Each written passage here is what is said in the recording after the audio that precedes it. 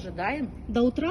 Ну, не до утра, но Вы ожидаем. же знаете, что по правилам в течение 8 часов, если задержка рейса, вы должны предоставить нам... По федеральным Да, авиационным правилам да. авиакомпания обязана предоставить гостиницу пассажирам свыше 8 часов А мы сидим от задержки времени вылета.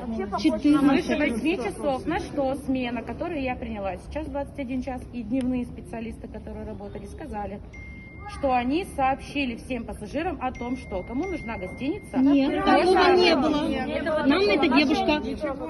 Послушайте, пожалуйста, девушка хамила и сказала, если вам не нравится авиакомпания Якутия, не летайте ей. Подтвердите, пожалуйста. это было. Как можно так относиться к своим клиентам?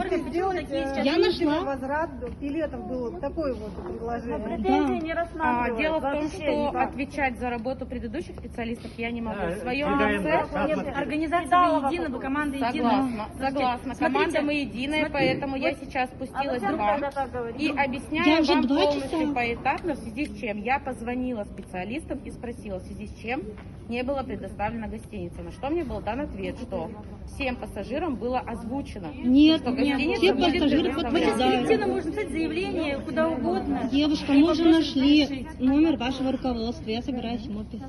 Девушка, Будьте статья добры, есть за клевету сейчас? вы вправе писать Уголовная предупрежденные статья, письма. Смотрите, Но другая это не уголовная статья, 10 января. а статья по федеральному